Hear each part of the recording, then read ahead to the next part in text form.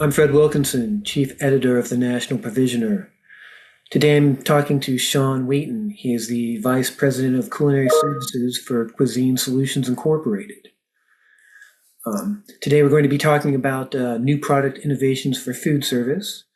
Sean, thank you for joining me today. To get things started, could you tell us a little bit about your background and your current role at Cuisine Solutions? Yeah, absolutely. Happy to. Sean Wheaton, I've been in the food industry for well over 30 years now. I started out as a busboy and dishwasher in a Chinese restaurant. Worked my way through the kitchen towards the end of high school, right out of high school, and then after I'd been cooking for a few years, went back to culinary school at the California Culinary Academy. That was back in the 90s, and worked fine dining for many years, catering.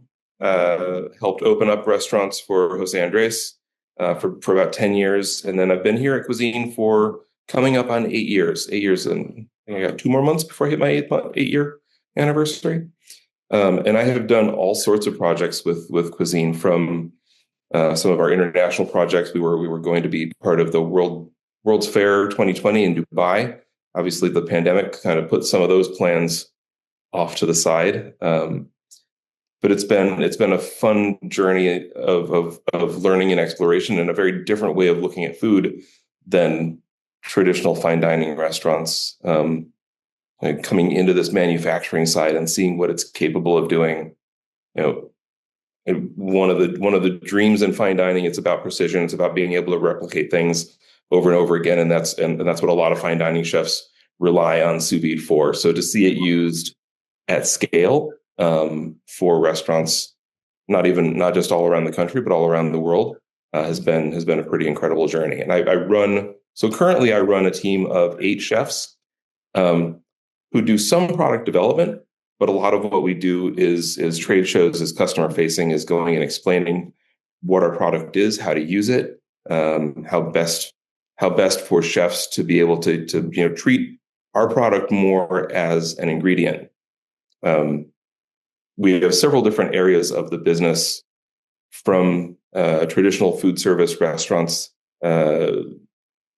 country clubs, that sort of thing, hospitals, schools, airlines, trains, planes, the military, but also we're getting more and more into the retail side of things. We've been partners with Costco for about 20 years, so we're not new to the retail thing. But it's been a much bigger focus in the last 5 years, and it's done really well for us. But it's a very different way of looking at what we do. When we're working with chefs and with restaurants, they want the flexibility to be able to take a product and add their own creative spin to it. So it's a lot of just like salt and pepper, braised meats, very simple, sauces, some sides. But again, everything kept really minimally seasoned so that the chefs can add their own flair to it. Whereas in retail, there's more of a focus on having a finished dish, a protein in a sauce with a side that's sort of ready to just heat and serve with minimal tweaks by the end user.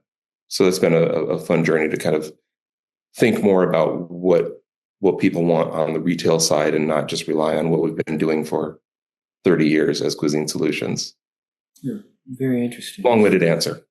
Yeah. Well, Sean, I just had a handful of questions for you here. So just to get into it, in what ways can the common types of value-added proteins for food service, such as pre-marinated or sous vide products, or heat and serve, pre-seasoned products, how can products such as that help food service operators optimize their staffing, as well as their customer dining experience? Yeah, I think that's a great question, and it's one that restaurants all over the world struggle with. I think there's often, especially with chefs that come right out of culinary school, there's a desire to do everything yourself and do everything in-house, and do it your way, which is incredibly valuable and has a place. I mean, if there weren't those chefs doing those things, probably wouldn't push as many boundaries. But at some point, as you scale, and like I was talking about earlier, that uniformity, right? That desire to be able to replicate something over and over again and know that it's going to be the same way every time. When you're not just dealing with a single restaurant and you want to be able to recreate the same dish and the same experience for your diners over and over again, sourcing product from outside of your own kitchen, whether it's something as simple as having something pre-marinated so that that chicken is going to have the same flavor profile every time, no matter what dining room it ends up in. And that's where a lot of restaurants, as they start to expand, they get into a commissary mode where they're doing their own marination, but they're doing it for 5, 10 restaurants. But then once you get beyond that, you've got to get somebody else that has a little bit more commercial backing to be able to co-pack it for you. So whether it's pre-marinated meats or sous vide, and again, it's about being able to have a uniform product, a uniform experience for your diner, but it's also about being able to, like you said, optimize your labor. So any of those steps that you're taking out of the kitchen, out of that last minute, is time that your staff can either be spending on maybe it's the finer details of a plating or of a sandwich. If they're not, for our business, where our business came from originally was in food service, hotels, and banquets, where you could have a cook that was spending all day long grilling 1,000 chicken breasts, or they could take 2 hours and take a bunch of pre-cooked sous vide chicken breasts out of a pouch and focus on making a really nice sauce to go with them. Right? So it's about being able to have the flexibility to allocate the resources that you have in a restaurant in food service. And that's a lot of what my team tries to kind of remind and teach chefs, is that you want a day off. Let us help you have a day off. We're not here to take your job. We're just here to make your job easier. So here's what you can do with our product to achieve the same result you're getting in-house. And I think it's been more and more chefs are very receptive to that. I have not talked to a chef in years that has a fully staffed restaurant, right? Everybody's struggling with staff. Everybody's struggling with the cost of operations. So anytime an operator can find a way to streamline things, they're usually more than happy to talk to us, or anybody else that can help them streamline what they're doing and bring in some sort of pre-prepared protein. Okay. How is the trend toward global flavors influencing new product development for food service proteins? That one's a really cool one. That's exciting for me because I grew up with a lot of global flavors. I grew up in Southern California, but I also grew up kind of in the middle of a large Persian community. But my grandmother was from Savannah, Georgia. So I had a lot of different culinary influences growing up. I was exposed to a lot of different flavor profiles. So to see those trends towards different ethnic cuisines and staying authentic to those ethnic cuisines is really exciting to see some of those, especially proteins that weren't very mainstream in America, sort of becoming a little bit more mainstream. Something as simple as lamb that was sort of a special occasion protein a few years ago. Starting to see that on QSR menus and be really widely accepted. That duck sells really well when we do it as a seasonal thing in retail. Oxtail, we made a really nice oxtail dish for Costco that flew off the shelves in the region that it ended up in. So to see people being more willing to try something more than just the traditional chicken breast, ribeye, pork chop, and be open to experimenting, it adds an element of excitement as a chef to be able to play with new and different ingredients, and to see people accepting and exploring other flavor profiles. Certainly adds excitement to my life. Like seeing more restaurants out there that have, whether it's lamb or goat, and a lot of that stuff, even whether it's lamb or goat or beef, a lot of those proteins, the U.S. supply just isn't there to meet the demand. So then you get into the difference between domestic proteins and proteins that are sourced from Australia or South America, and we source all of our lamb from Australia because it's a super consistent product. We know what we're getting, and it's readily available, right? So that's again, that's part of that, being able to have a consistent product out. We have to have a consistent product in, so we know what we're getting when we deal with Australian lamb and Australian beef, for that matter. And being able to feed into different claims that people want to see on packaging. That's sometimes easier to do when you have procurement that spans the globe, right? Rather than just sourcing completely domestically. And it's actually more cost effective, which is sort of counterintuitive, but it actually is. Well, speaking of beef, given the current and ongoing situation with beef supply and prices, how is that affecting how Cuisine Solutions is looking at new product development, or just training and messaging that Sure. your chef so I think that's always, beef has always been a premium product, but absolutely these days it is the prices just keep getting higher and higher. So especially when we're talking to food service operators, and we're talking to national restaurant chains, places that have hundreds, if not thousands, of units across the country, and they want to be able to supply the same product to each of those units.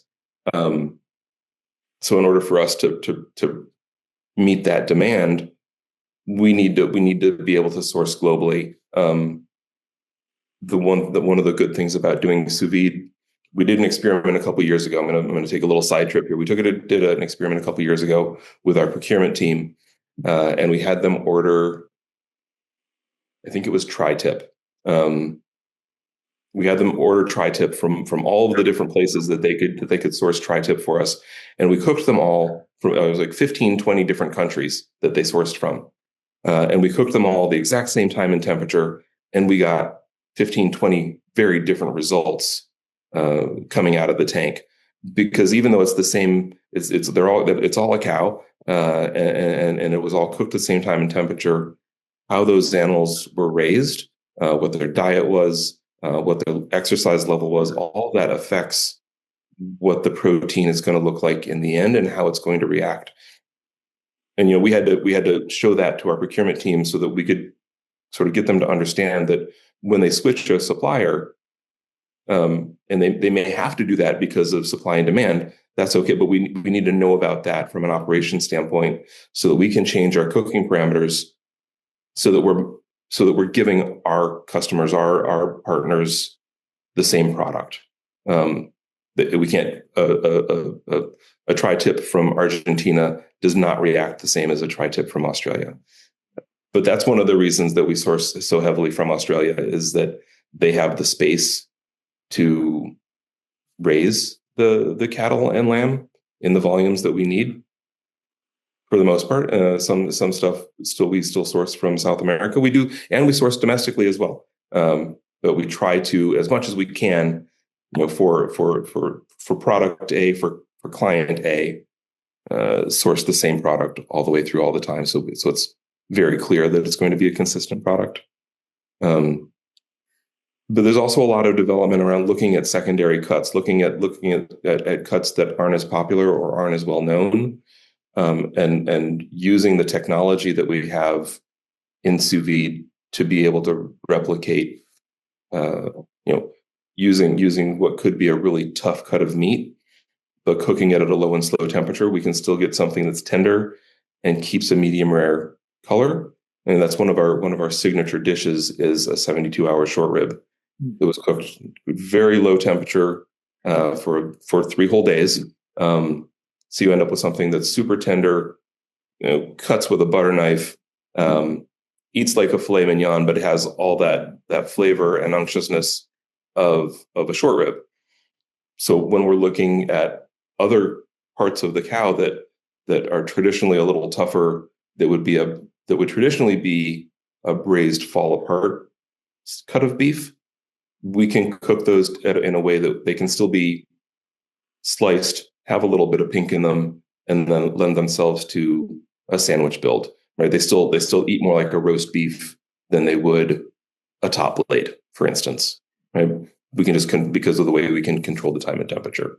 So finding those secondary or tertiary cuts of meat that would be used for other purposes, and then applying them to a somewhat more premium application. That's where a lot of our innovation is focused on the beef side currently.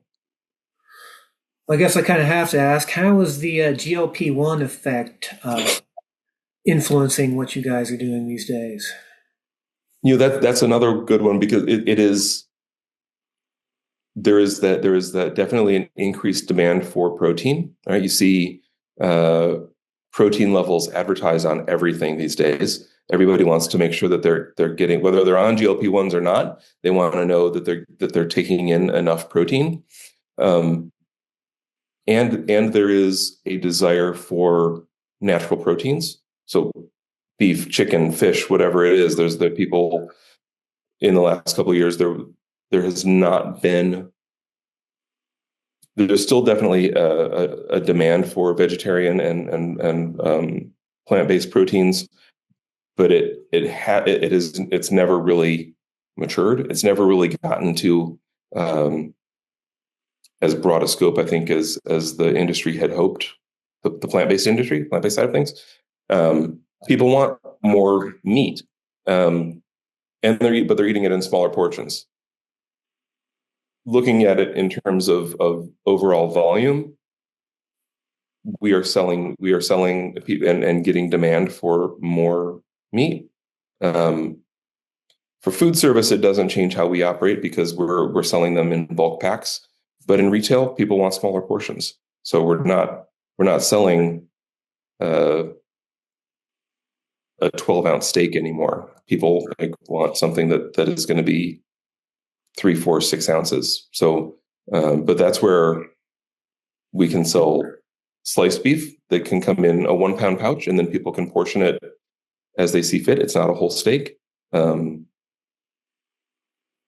And that also helps the price point, obviously, as well. If people are looking at a slightly smaller cut, Okay, that price per pound. and that's translating to menu development too, whereas maybe a year or two ago they would have been looking at a 8 or 10 ounce steak, and now they're looking for like a 6 or 8 ounce steak. I think whether it's steak or chicken, people had, there was an expectation, and certainly I think that's been, GLP-1s probably have pushed the trend forward even faster. But I think that was a trend we were moving towards even before GLP-1s became such a big thing, is that people were looking at reduced portion sizes. When I grew up, value was about size, right? It was about getting more for your dollar. All you can eat, yeah. all you do, the all you can eat buffet. The 72 ounce. I don't know if you have ever driven through Texas. There used to be I know exactly the place you're talking about. 72 ounce steak, and if you could eat the whole thing, they give it to you for free. Yeah. But that's not really a thing very often anymore. People have been slowly gravitating towards that the value is about the quality. They want to know that the cattle have been treated humanely, that they've been fed a natural diet, that they had some time out on the range actually being cows.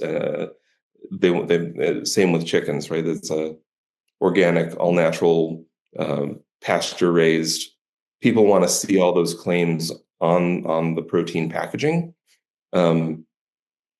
And they're willing to pay a little bit more to know that they're eating a quality piece of meat, even if they have to eat a smaller portion of it.